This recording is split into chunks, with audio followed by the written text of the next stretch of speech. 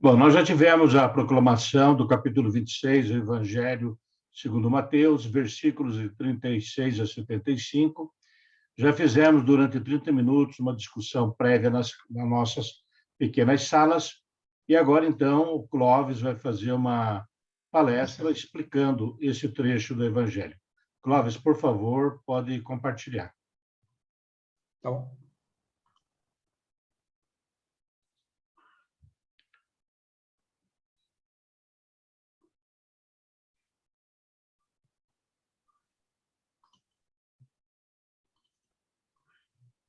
Esse aqui.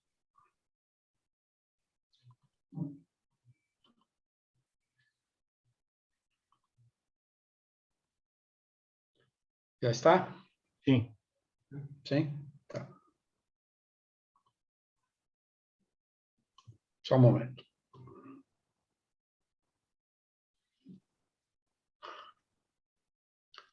Eu vou falar para vocês em nome do Pai, do Filho e do Espírito Santo. Amém. Evangelho segundo Mateus, capítulo 26, dos versículos de 36 a 75.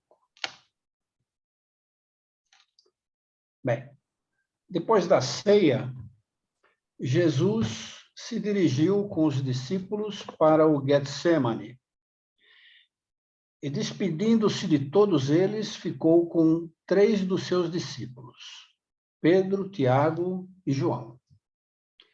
Getsemane, palavra hebraica que significa prensa de óleo, é um jardim localizado pela tradição ao pé do Monte das Oliveiras. É bem em frente à cidade de Jerusalém. Também Judas, o traidor, conhecia o lugar, porque Jesus muitas vezes ali se reunia com seus discípulos. Bem, esse é o terceiro episódio em que apenas Pedro, Tiago e João, eles têm o privilégio de acompanhar Jesus. Os outros 2 episódios, eles testemunharam, foram a ressurreição da filha de Jairo e o episódio da transfiguração. Bem, Jesus começou a ficar triste e angustiado. Então disse a eles: minha alma está numa tristeza de morte. Fiquem aqui e vigiem comigo. Afastou-se dos 3, à distância de um arremesso de pedra, e de joelhos começou a orar. Meu Pai, se é possível, que se afaste de mim esse cálice. Bem, nessa oração, Jesus teme sua paixão e crucificação como homem. E como homem, ele tem uma aversão natural ao sofrimento, tanto física, que vai ser a crucificação, quanto espiritualmente, que é a de carregar os pecados do mundo. Como filho de Deus, ele poderia ter acabado com essas dores humanas, usando o seu poder divino, mas ele escolhe seguir o plano do Pai, até mesmo na mais extrema agonia. Bem, essa provação no Getsemane é tradicionalmente vista como a investida mais agressiva de Satanás em Jesus. Tanto é verdade que no começo da atividade pública de Jesus, Satanás aparece nas tentações do deserto. E quando terminou a última tentação, o evangelista Lucas relata: depois de tê-lo assim tentado de todos os modos, o demônio apartou-se dele até o tempo oportuno. E o tempo oportuno é esse aqui. Bom, Jesus confia-se ao Pai, apesar de seu temor da morte. Faz-se notar aqui que sua vontade humana está perfeitamente harmonizada com a vontade divina. E manifestando devoção em sua oração, como quem é amado e agrada à disposição do Pai, ele acrescenta: contudo, não seja feito como eu quero, e sim como tu queres. Ensinando assim para todos nós a não orar para que se faça a nossa vontade, mas sim a vontade de Deus. Bom, quando ele voltou aos seus discípulos, surpreendeu eles adormecidos. Essa sonolência dos discípulos é uma clara evidência de que a carne é fraca. O privilégio de estarem presentes na companhia de Jesus, na hora que mais se angustiou, foi desperdiçado por sua falta de atenção e de oração. Por isso ele diz a Pedro: como assim? Vocês não puderem vigiar nem sequer uma hora comigo? Jesus repreendeu Pedro antes dos demais, porque Pedro tinha se gloriado mais do que os outros, quando ele diz no capítulo anterior: ainda que eu tenha de morrer contigo, mesmo assim eu não te negarei. Lembram-se disso? Bom, Jesus se afastou pela segunda vez e rezou: meu Pai, se este cálice não pode passar sem que eu o beba, seja feita a tua vontade. Jesus voltou novamente e encontrou-os dormindo, porque os seus olhos estavam pesados, diz assim a palavra.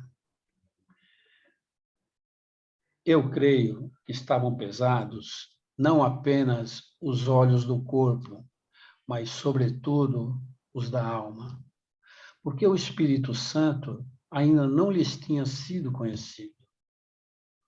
Por isso, ele não os repreendeu, mas indo-se novamente, orou, distanciando, ele orou novamente, ensinando-nos a não falhar, mas a permanecer em oração até alcançarmos aquilo que já começamos a pedir. Por isso, segue. Deixando-os, foi de novo e orou pela terceira vez, dizendo as mesmas palavras. É assim que diz no Evangelho. Santo Agostinho nos alerta: não será absurdo entender também que Jesus orou 3 vezes em razão das 3 tentações da paixão. Porque assim como a tentação do desejo é tripla, da mesma forma é tripla a tentação do temor. Bem, então,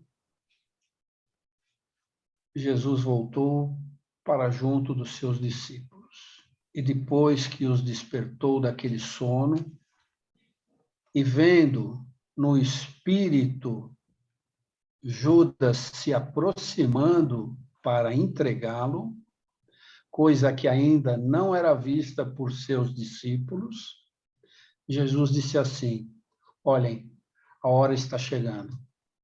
O Filho do Homem vai ser entregue ao poder dos pecadores. Vamos, levante-se. Aquele que vai me trair já está chegando. Então, eu fico pensando naquela cena, né? Ruídos de passos e vozes fortes foram ouvidos naquele silêncio, interrompendo, né, bruscamente o silêncio ali no Getsemane. Um grupo de pessoas armadas com espadas, bastões, cordas e com tochas nas mãos subiam ameaçadoramente pelo jardim e dirigindo-se ao local onde eles estavam. Quando chegam mais perto, os apóstolos perceberam tratar-se de oficiais e soldados da guarda do templo, dirigidos por alguns anciãos. Destacavam-se ali os fardamentos de alguns soldados romanos que foram trazidos juntos para oficializar a prisão de Jesus, que estaria por acontecer ali. Bom, chega a multidão e Judas na frente, como guia.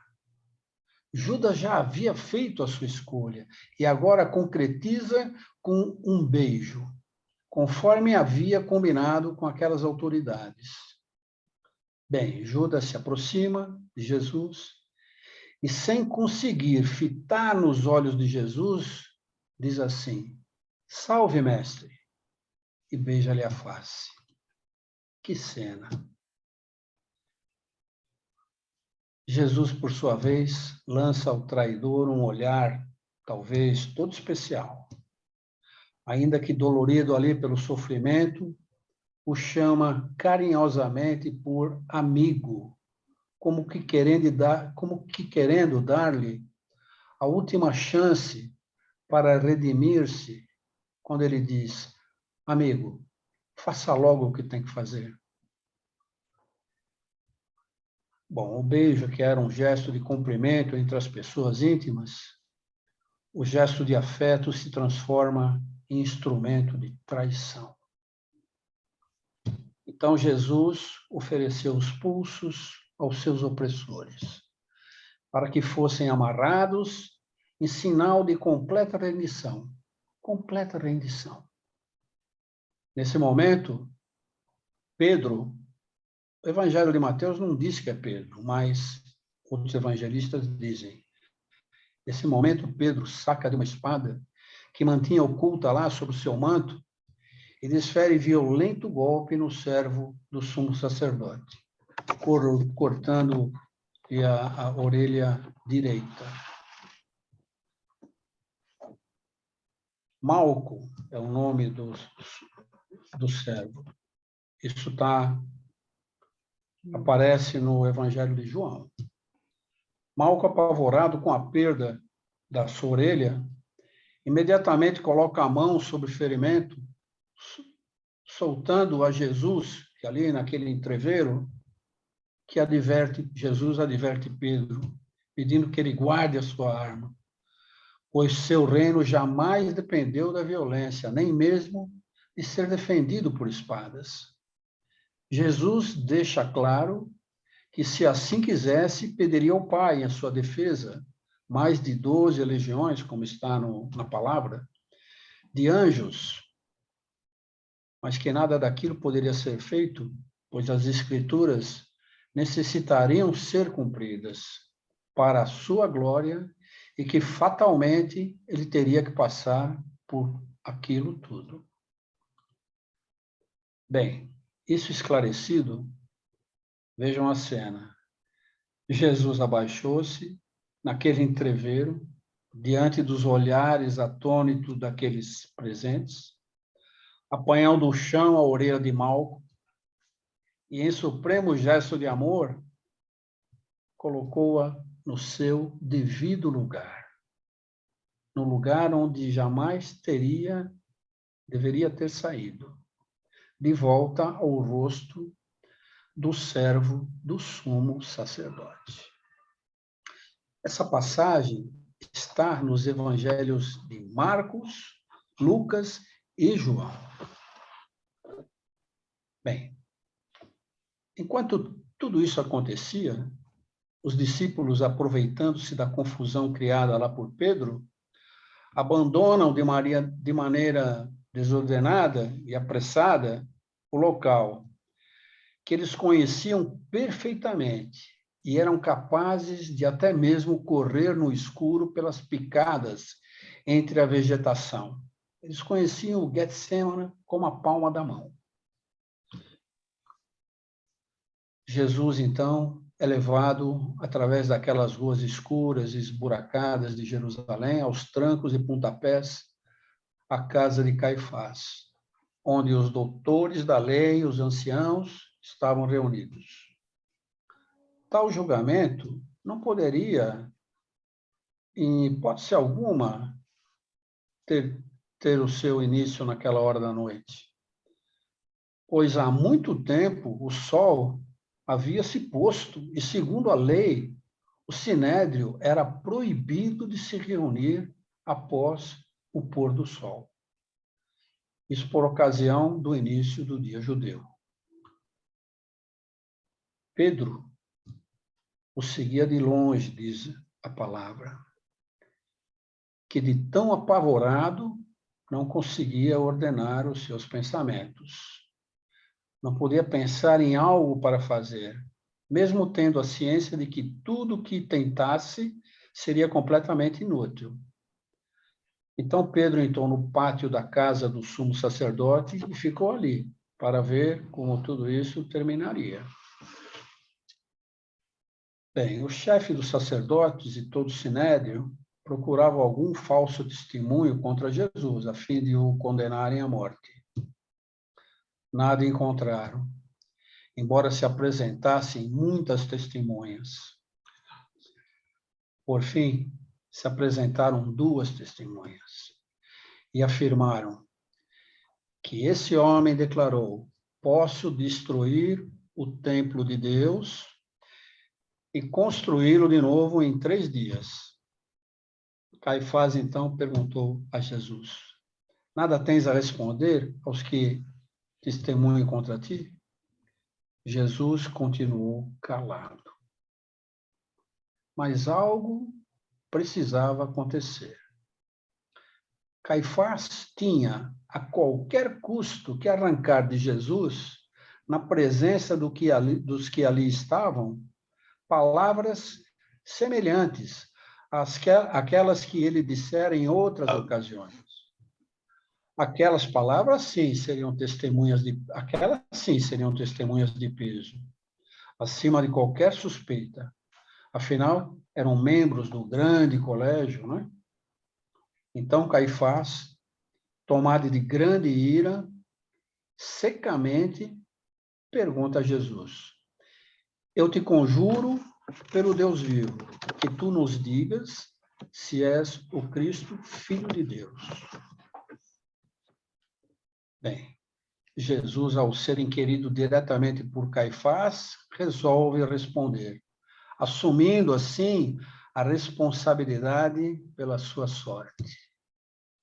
Ele diz: tu o disseste, o que quer dizer sim. Desta forma, ele coloca fim a qualquer dúvida que pudesse pairar na eventual sentença que ia ser proferida. Colocava um ponto final na discordância e gravava a história do povo hebreu. E Jesus completa: além disso, eu lhes digo, de agora em diante, vocês verão o Filho do Homem sentado à direita do Todo-Poderoso e vindo sobre as nuvens do céu. Blasfemou, gritou Caifás, e rasgando as suas próprias vestes, num gesto de extrema aflição e transgressão, porque a lei mosaica proibia o sumo sacerdote de rasgar suas vestimentas sagradas. Isso está lá em Levítico, capítulo 10, versículo 6, e capítulo 21, versículo 10. Para que precisamos de testemunhas? Diz Caifás. O que vocês acham? E o que eles responderam? É réu de morte.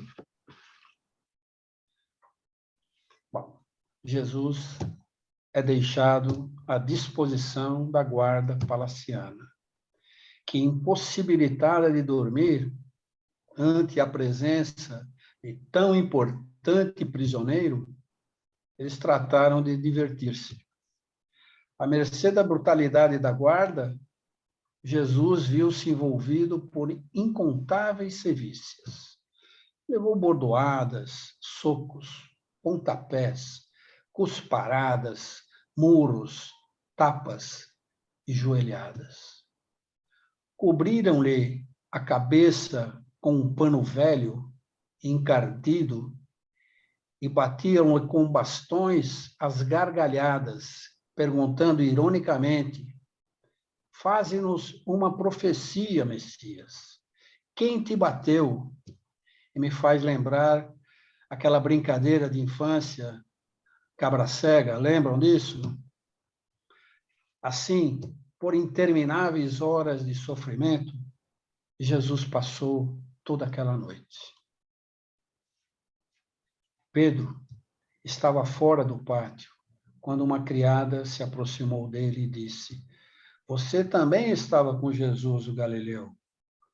Mas Pedro negou diante de todos: não sei o que você está dizendo. Então ele saiu para a entrada do pátio. Pela segunda vez, o identificam como um dos seguidores de Jesus.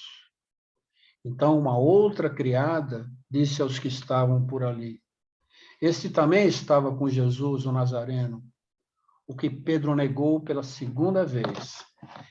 E jurando, vejam bem, jurando, disse: nem conheço esse homem. E em pouco tempo, quase que imediatamente, pela terceira vez, Pedro nega Jesus. Os que aí estavam se aproximaram dele e disseram: é claro que você também é um deles, pois o seu modo de falar o denuncia. Ele tinha um sotaque galileu, né? Diferente dos daquela região. De fato, o sotaque dele era estranho aos nativos de Jerusalém. Então ele começou a maldizer e a jurar, dizendo: nem conheço esse homem. Nesse instante, o galo cantou.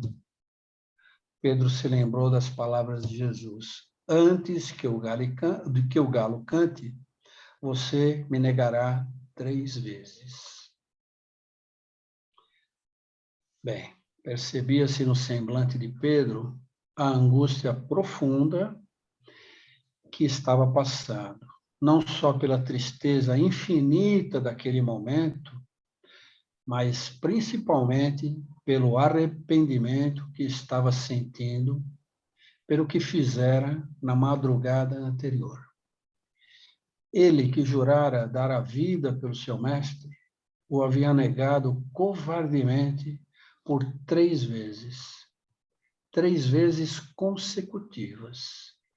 E agora ele amargava do fundo do coração a dor daquela fraqueza, por não mais conseguir se aproximar de Jesus para talvez, como era de sua vontade, cair de joelhos aos seus pés, suplicando-lhe o necessário perdão. Um quadro triste. Um seguindo para a morte e outro já morto por dentro, querendo suplicar a vida. Tudo isso nos deve prevenir e alertar sobre a nossa fé em Jesus. Eu falei a vocês em nome do Pai, do Filho e do Espírito Santo. Amém.